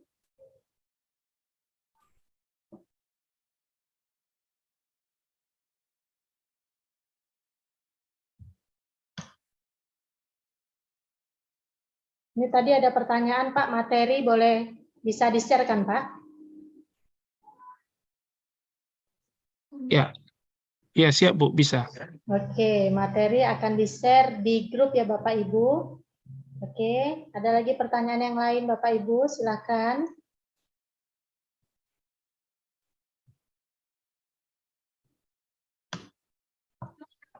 Kalau anak-anaknya nanya, waktu ditakut banget. Gitu, bingung jawabnya. Apalagi kalau udah pertanyaannya sulit. Izin Bu Ayu, Ya Pak. saya nggak menemukan fasilitas raise hands, jadi langsung Iya. saja. Oke Pak, silakan Pak. Terima kasih atas kesempatan yang diberikan. Terima kasih juga kepada Bapak narasumber, Bapak Nurung. Saya tertarik tadi bagian yang terakhir, restitusi. Kalau boleh dibagikan, di-share ke kita, ada nggak tahapan-tahapan supaya bisa kita mengembangkan atau membangun restitusi itu di kelas kita? Demikian Pak, terima kasih. Memang kita punya materi apa nih? Ambil satu. Oke, baik. Kepada Bapak narasumber. Ya, terima kasih Pak Timbul Manurung, Pak Ketua kami. Ya, jadi langkah-langkahnya tadi Pak melalui segitiga restitusi tadi Pak, langkah-langkahnya. Ya, yang pertama kita menstabilkan identitas dulu, ya, dengan cara mengatakan kepada murid, ya, jangan dia langsung kalau misalnya sudah melakukan kesalahan, jadi dia langsung, aduh sudahlah nggak ada lagi obatnya ini begitu kan. Nah, tapi kita balikkan dulu kondisinya, ya, dari misalnya kondisi gagal menjadi si murid itu merasa lebih positif terhadap dirinya dengan kesalahan yang dia lakukan itu, ya. Jadi kita stabilkan identitas dengan misalnya pernyataan-pernyataan bahwa ya sudah, gak usah langsung bersedih, setiap orang pernah melakukan kesalahan, ya. Bapak saja pernah dulu melakukan kesalahan. Kesalahanmu ini juga saya pernah dulu melakukannya. Nah, itu yang pertama, menstabilkan identitas. Nah, setelah itu baru sisi kedua dari segitiga restitusi tadi kita validasi kebutuhan, begitu. Nah, ya, nah, dengan cara apa? Ya, dengan cara bertanya juga, Bapak Ibu, ya. Nah, apa sih alasannya kamu sehingga melakukan itu, gitu. Kan kita tanya, Bapak Ibu. Karena tadi menurut teorinya bahwa setiap perbuatan dan perilaku itu ada tujuannya, gitu. Makanya kita tanyakan, apa sih alasan si murid kita ini melakukan perbuatan itu, gitu. Terlepas dari akibatnya baik atau buruk dari perilakunya itu, begitu. Baru kita tanya, apakah ada cara lain yang lebih efektif untuk mendapatkan yang kamu butuhkan itu? Itu pertanyaan kedua. Nah, banyak pertanyaan-pertanyaannya tadi, Pak. Kemudian, setelah kita memvalidasi kebutuhan, baru kita menanyakan keyakinan. Nah, untuk meyakinkan dia, ya, bahwa nilai-nilai yang dia miliki, yang dia pahami itu, ya, bertentangan dengan perilaku yang dia baru lakukan, kesalahan yang dia lakukan. Nah, oleh karena itu, ya, kita menanyakan keyakinan, ya, nilai-nilai apa yang telah kita sepakati. Nah, itulah lakukan, kerjakan. Jangan diulangi lagi kesalahan yang sudah kamu lakukan. Nah, jadi itu hanya contoh sederhana aja, Bapak Ibu. Nanti masih ada banyak di modul ini masih banyak contoh-contoh pernyataan-pernyataan dan pertanyaan-pertanyaan yang bisa kita berikan kepada murid-murid kita yang bersalah gitu atau mendisiplinkan murid-murid kita. Nah, jadi dengan segitiga restitusi ini kita dapat mendisiplinkan murid-murid kita. Jadi langkah-langkahnya segitiga restitusi ini, Bapak Ibu. Demikian, Pak. Baik, terima kasih Bapak Darwin. Lanjut, Putri. Oke, baik. Terima kasih Bapak narasumber. Terima kasih juga kepada Bapak Ketua yang telah memberikan pertanyaan. Di sini sebelum kita ke raise hand, di sini ada dari Ibu Umi Wardania. Pada Bapak narasumber katanya, Pak, apakah link latihan soal boleh di-share melalui grup, Pak? Oh, ya udah nanti saya sharekan, Bu. Boleh. Oke, terima kasih, Pak. Terus ini yang raise hand tadi adalah Bapak Basuki. Bapak Basuki. Halo Pak Basuki. Halo Ibu, terima kasih Bu. Silakan Ayu. Pak. Iya Pak. Horas Pak Darwin. Horas Pak Basuki. Sehat Bapak? Sehat Pak, sehat. Oke. Alhamdulillah. Iya, makasih Pak. Terima kasih Ibu Ayu dan Pak Manurung. Dua-dua Pak Manurung nih Pak ya. Jadi sedikit saya ingin menyampaikan, menambahkan aja Pak Darwin. Ini saya lihat kan di implementasi kita ini adalah bagaimana budaya positif dalam mengajar dalam ruangan kelas pun seperti itu Pak. Ini hanya saya menambahkan sedikit Pak. Mohon maaf, mungkin rekan-rekan boleh terbaik. Tambahkan banyak pun bisa Pak. Yang pertama di sini adalah mohon maaf kita juga oke. Kita sebagai guru ini kan kayak seperti public figure ini Pak. Jadi public figure kita ini dalam hal untuk memberikan hal yang positif kepada siswa. Yang pertama ini masuk suaranya ini Pak ya. Suara yang dari luar masuk ini Pak, enggak konsen. Nggak perlu tanya kalau kosong Pak itu aku udah.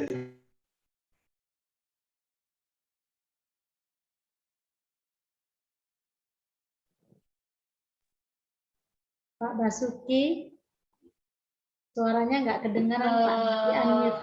Aku yang BI sih. Maksudnya Pak Basuki, yang ditekan. suaranya Pak. Unmute Pak. Unmute Pak. Oke. Baik, terima kasih Pak Darwin sebagai narasumber yang hebat di Kota Pematang Siantar. Karena setahu saya pun Pak Darwin adalah PP saya ketika waktu di CGB Angkatan Keempat Kota Pematang Siantar. Sedikit saya akan menambahkan aja, yaitu kita ini sebagai guru ketika implementasi budaya positif di dalam kelas, kita ini kan sebagai public figure, ya guru. Ya, jadi bagaimana kita memberikan service excellent kepada anak-anak didik ketika kita memberikan pelajaran agar anak-anak itu tertarik dengan materi apa yang kita sampaikan. Jadi salah satunya adalah kita memahami ya bagaimana si anak ini karakter anak-anak ini setidaknya sedikit banyaknya bisa kita memahami. Ketika kita di dalam memberikan materi, yang pertama adalah kita juga harus memberikan support kepada anak-anak itu, memberikan yaitu berupa reward ketika mereka itu nanti bisa menjawab suatu pertanyaan. Ada tadi daripada Bapak dan Ibu itu memberikan punishment ya, memberikan hukuman. Kadang kita ini sebagai guru, mohon maaf, kontrol emosi planning kita ini nggak terbendung Bapak Ibu. Disinilah saya sebagai guru penggerak selama 9 bulan ini banyak sekali yang saya dapatkan. Emosi kita ini saya lihat menggebu-gebu ketika memberikan punishment kepada anak ketika anak ini dalam keadaan bersalah menurut kita. Tapi nyatanya ketika kita udah di lapangan, kita muhasabah diri ke kita, bagaimanalah sebenarnya kita sebagai guru ini udah benar atau belum seperti itu. Jadi memberikan punishment itu kepada anak itu boleh, sah-sah saja. Tapi yang terpenting di sini adalah reward, ya reward kepada anak-anak ini. Ini mohon maaf ketika saya mempelajari, mungkin ketika waktu calon guru penggerak saya juga memberikan contoh kepada Pak Darwin. Saya memberikan seperti ini contohnya Bapak Ibu, ya. Saya memberikan seperti voucher, ya. Ini voucher, ini saya kasih Rp10.000. Mungkin barangkali ini mohon maaf ketika saya mengajar di Pesantren Al Barokah. Mungkin di sekolah yang baru di SMA Keluarga Pematang Siantar belum saya buat. Ya ini adalah merupakan suatu reward kepada mereka. Kita bukan istilahnya memberikan yang gimana ya. Kita memberikan kepada mereka itu reward seperti ini contohnya. Kita kasihkan 10.000 ini voucher. Ya kita nggak kasihkan uang. Ini voucher ini bisa kita berikan kepada anak itu ketika bisa menjawab pertanyaan. Jadi mereka itu bisa menukarkan ini, voucher ini ke kantin. Kita udah kerjasama, kolaborasi dengan kantin.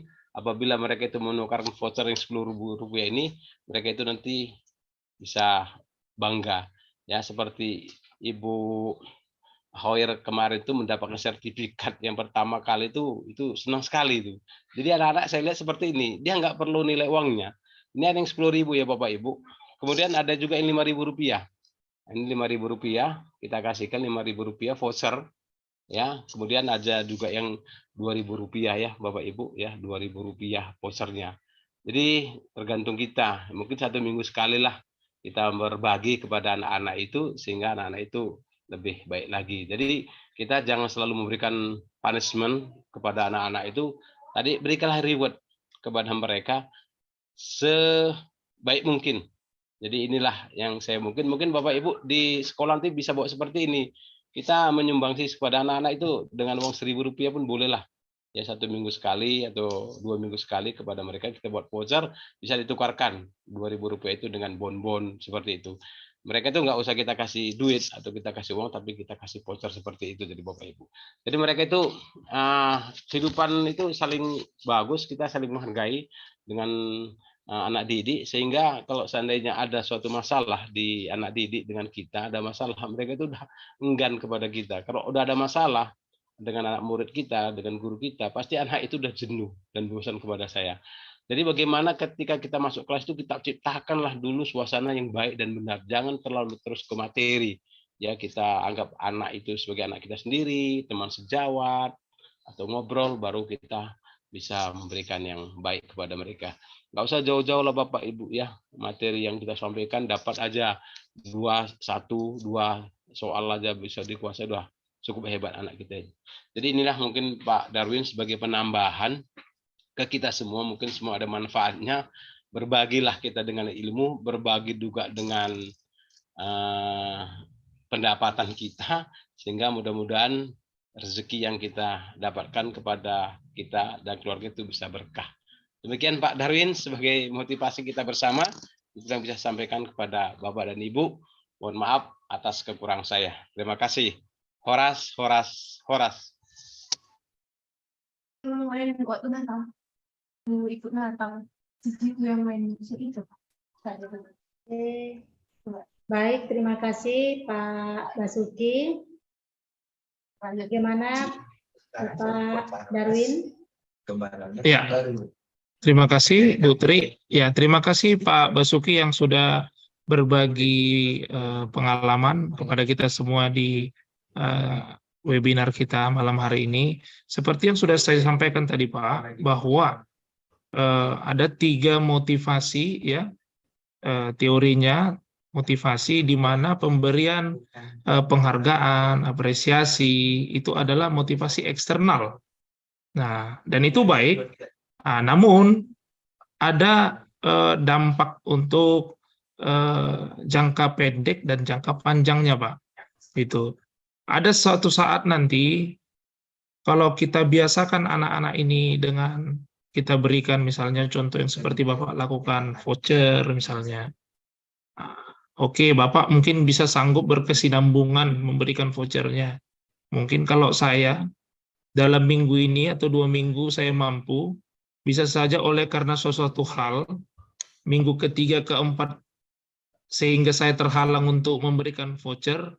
Nah, di situ nanti letaknya bahwa si anak merasa kehilangan sepertinya mengambil suatu kesimpulan bahwa guru saya ini tidak perhatian lagi sama kami.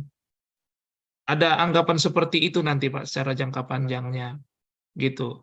Namun yang menjadi tujuan disiplin positif di sini adalah kita harus menumbuhkan motivasi internal dari anak didik kita, Bapak Ibu. Nah, oleh karena itu motivasi dalam menghargai diri sendiri itu yang kita inginkan tumbuh dalam diri anak didik kita. Begitu. Kalau yang tadi motivasi eksternal semua dari luar itu, Pak.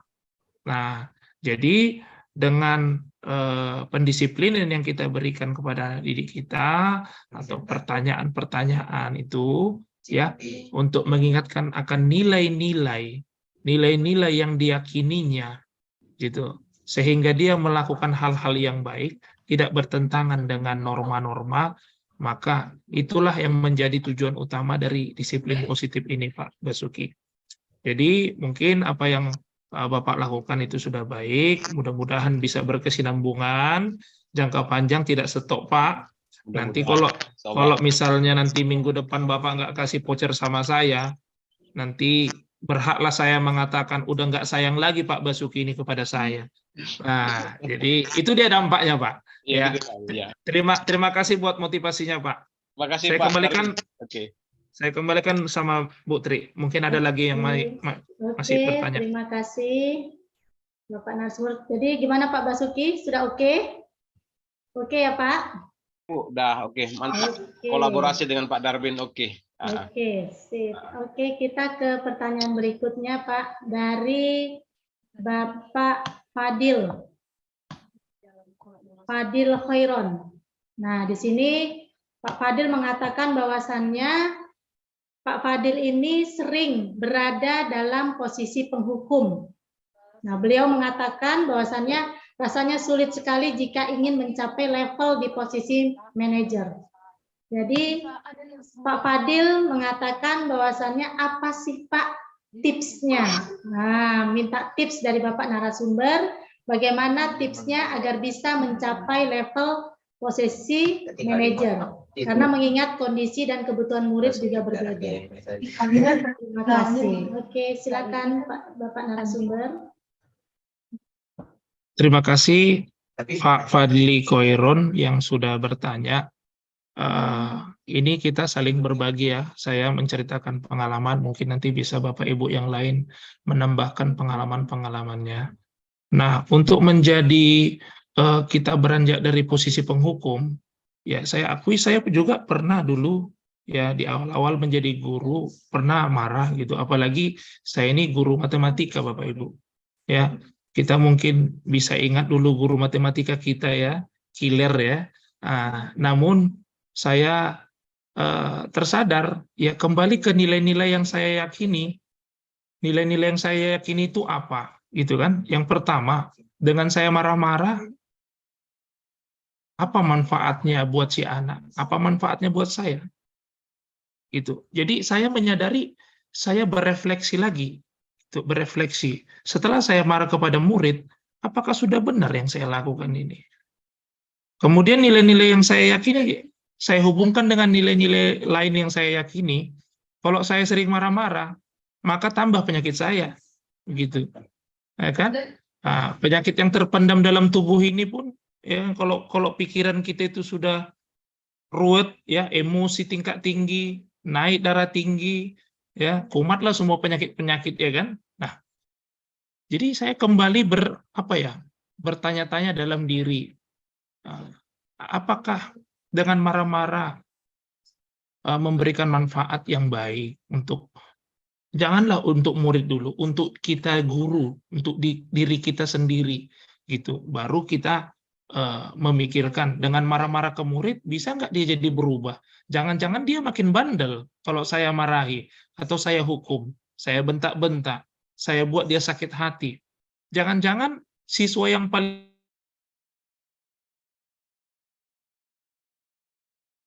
antara teman-teman yang lain. Bisa saja itu terjadi. Nah, jadi Bapak Ibu, dengan kembali ke nilai-nilai yang kita yakini itu, ya tentu kita bisa beranjak dari posisi penghukum tadi, ya menjadi naiklah ke posisi manajer yang seperti yang diinginkan oleh teori disiplin positif ini, Bapak Ibu. Saya rasa itu pengalaman saya, sehingga jujur saja, sampai sudah ada sekitar 10 tahun saya terakhir, saya nggak pernah marah sama murid. Kalaupun sudah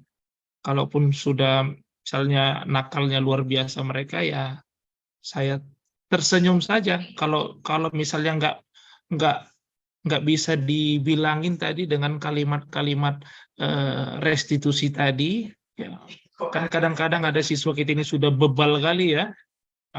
Kita berikan waktu lah. Jadi untuk menerapkan restitusi itu juga bisa kita kolaborasi ya Bapak Ibu ya. Bukan hanya kita saja, kolaborasi dengan rekan sejawat, guru BP, bahkan orang tua juga kita libatkan dalam proses restitusi untuk si anak. Gitu. Terima kasih Pak Khairun. Saya kembalikan Bu Tri. Oke, terima kasih Bapak Darwin. Bagaimana Pak Fadil? Untuk pemain musik yang lain itu kan Mudah-mudahan oke ya Pak. Pak Fadil. Oke, ya Pak. Oke, siap. Sudah oke Pak, sudah puas. Oke, terima kasih Pak Fadil. Pak Fadli, maaf Pak. Oke, masih ada lagi Bapak Ibu? Sepertinya waktu kita pun sudah di penghujung. Bagaimana Bapak Ketua? Baik Bu Tri, kalau memang tidak ada lagi yang mau bertanya, kebetulan waktu kita juga sudah lewat dari jam 9. Bolehlah dibuat kata penutupnya Bu Tri. Mungkin ada izin Pak Ketua. Silakan Pak Darwin. Ada Bu Rida ini bertanya di kolom chat. Oke. Itu biasa musik di awal, ini timernya di bawah. Setelah itu udah 0, Oke. langsung ke opening play. Ibu Rida. Begitu opening. Apa apa yang harus dilakukan jika kita sudah menerapkan sebagai posisi manajer di sekolah, tetapi masih ada sebagian teman sejawat yang masih melakukan hukuman. Apa tindakan yang harus dilakukan terhadap rekan sejawat tersebut dan siswa yang mendapat hukuman? Nah, ini sering kita jumpai di sekolah. Dari Afin 2 atau 3 baru masuk. Oke, silakan Itu Bapak setelah narasumber. Yang 2-3 hari itu barulah masuk. Iya. Printer. Terima kasih Bu Rida Aisyah. Jadi kalau kita sudah terbiasa melakukan restitusi dan sudah pada posisi kontrol manajer, ya.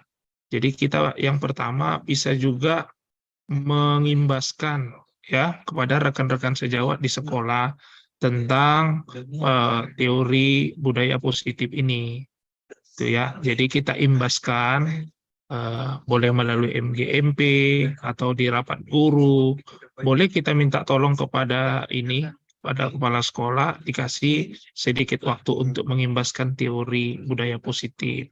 Kemudian, kalau misalnya kita menyaksikan sendiri pada keseharian kita bertugas di sekolah, ya, di saat guru tersebut menghukum siswa, jangan kita melarang guru tersebut, gitu, pada saat aksi guru menghukum siswa.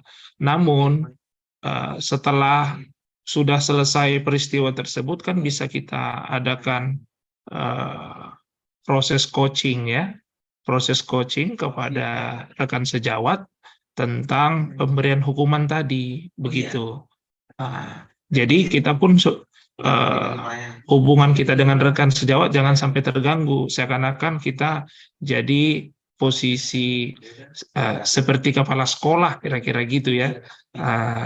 Jadi kita pun harus jaga tetap hubungan baik dengan rekan sejawat, tentu dengan kalimat yang pas lah menyampaikan bahwa mendisiplinkan anak dengan cara menghukum itu sudah tidak relevan lagi pada saat ini, begitu. Mungkin kita bisa menawarkan cara-cara lain, bagaimana cara untuk mendisiplinkan siswa. Ya salah satunya dengan yang terbaik tadi, dengan cara restitusi, begitu. Kadang-kadang kita langsung menghukum siswa, nggak bertanya dulu kenapa dia melakukannya, kan gitu kan Bu? Ya kan Pak? Nah, oleh karena itu, ya memang tingkat kesabaran seseorang itu, apalagi kita guru kan, berbeda-beda. Tentu untuk karakter kita yang bisa saja sering marah, suka-suka gampang marah, ya tentu untuk mengubahnya kan butuh proses.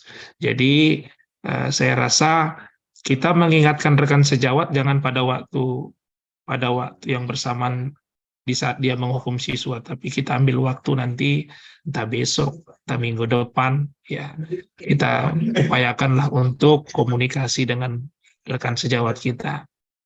Saya rasa itu menurut saya, Ibu Rida Aisyah. Terima kasih. Saya kembalikan ke Bu Tri. Oke, terima kasih Bapak. Bagaimana dengan Ibu Rizda? Ibu Rida. Bu Rida. Oke, terima kasih. Terima kasih Bu Rida. Oke, bagaimana Bapak Ibu? Oh, saya ingatkan kembali kepada Bapak Ibu peserta, mohon absensinya jangan lupa ya Bapak Ibu. Lalu bagaimana Pak Ketua, bisa langsung memberikan closing statement-nya sebelum kita tutup? Baik, terima kasih Bu Ayu. Sebagai kata penutup dari saya, nanti yang menutup kegiatan kita adalah Ibu Tri, atau mungkin nanti kita kasih kesempatan juga dari timnya IG Wilayah. Saat ini ada Bapak Muhammad Irwan Nasution, nanti tolong dikasih waktu Bu Tri ya. Baik Pak. Baiklah Bapak Ibu, terima kasih atas partisipasi Bapak Ibu dalam webinar IG Kota Pematang Siantar pada malam kedua ini. Semoga apa yang disampaikan oleh narasumber kita, Ibu Priani Pohan, tips dan trik menyelesaikan aksi nyata di PMN, dan juga narasumber yang kedua Bapak Darwin Manurung, implementasi budaya positif di sekolah dan juga di kelas. itu boleh kita terapkan dalam keseharian kita sebagai pendidik di sekolah kita masing-masing.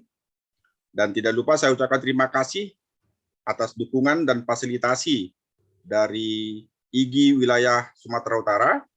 Dan juga saya ucapkan terima kasih kepada teman-teman pengurus IGI Kota Pematang Siantar. Secara khusus juga saya ucapkan terima kasih ke panitia merangkap narasumber, Bapak Darwin Manurung dan Ibu Koryani Pohan, dan juga kesediaan waktu dan perhatian dari moderator kita, Ibu Tri Ayu Indah Purwani.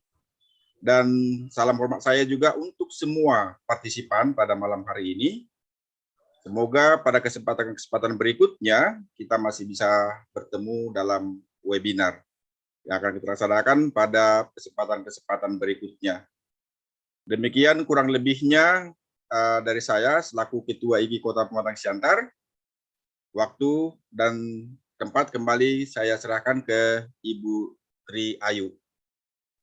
Oke, baik. Terima kasih Bapak Ketua IGI Kota Pematang Siantar. Berikutnya langsung saja dari wilayah IGI, wilayah Sumatera Utara, Bapak Muhammad Irwan Nasution. Kepada Bapak kami persilakan.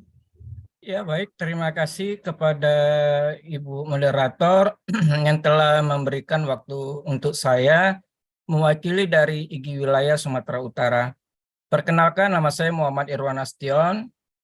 Saya pengurus IGI wilayah, jabatan yang diemban adalah Wakil Sekretaris.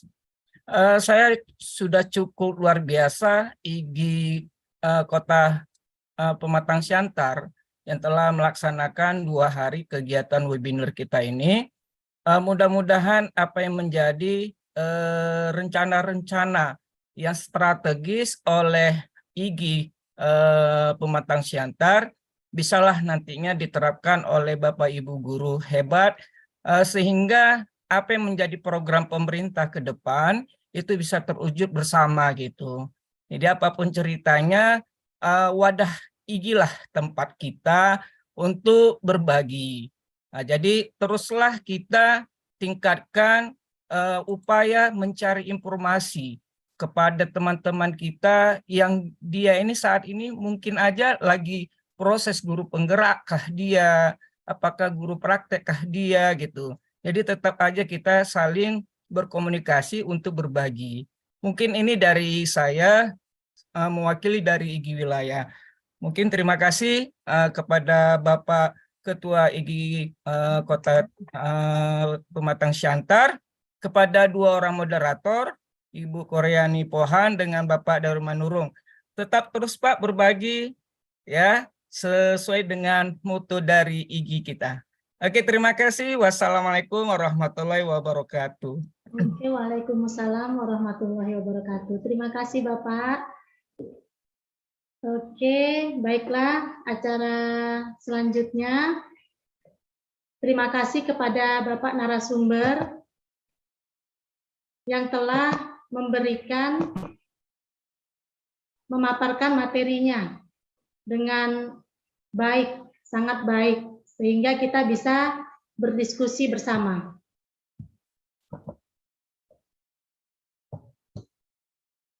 Halo, dengar suara saya, Pak? Silakan Bu Tri. Halo? Iya, silakan Bu Tri. Oke.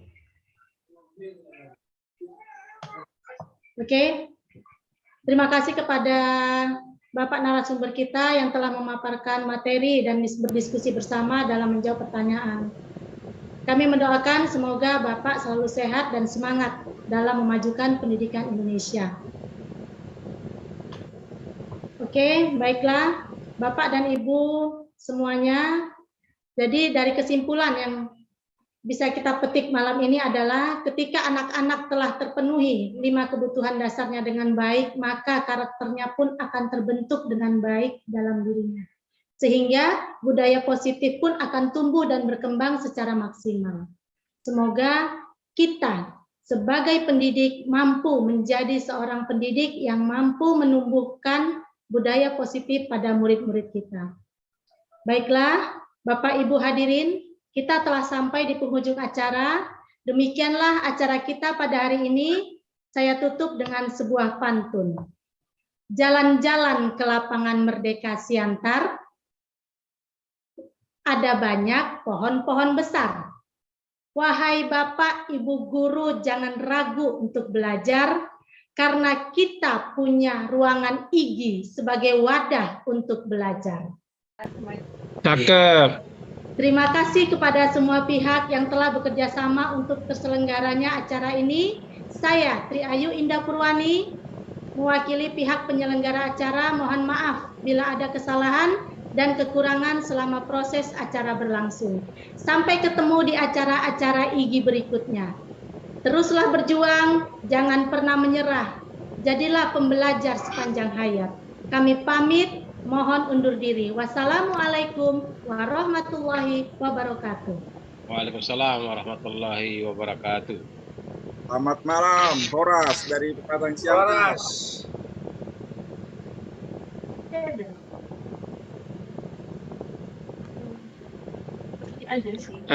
Nanti sertifikatnya mungkin ke grup ya, Bapak Ibu, Pak Ketua. Pak, boleh untuk foto bersama, Pak. Silakan. Mau S2 atau lanjut ke video aja? Bapak Irwan yang ambil, Pak? Atau ya, Bapak. Kalau boleh dibuka videonya Bapak Ibu, Iya. izin. Saya mohon maaf ya, Pak ya. Saya tidak bisa buka video. Ya, kita bisa mulai untuk fotonya. Silakan Pak, silakan. Ibu Leni ya, mungkin itu belum ya. Atau kita lanjut, Ibu Eva, mohon fotonya videonya harus dibuka. Pak Johannes Gersang, Bapak Fadli Khairon, Ibu Asnawati, Ibu Siti Ovanta, Bapak M. Sofyan, Ibu Sondang. Oke, kalau memangnya tidak ada lagi, kita mulai ya Bapak Ibu. Oke, sebentar, mohon dibuka videonya. Hitungan mundur, 3, 2, 1. Oke, terima kasih Bapak Ibu. Oke, terima kasih Pak. Sehat selalu ya Pak ya.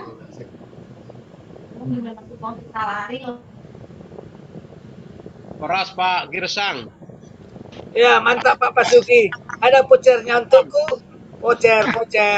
Mantap ya Pak Girsang ya.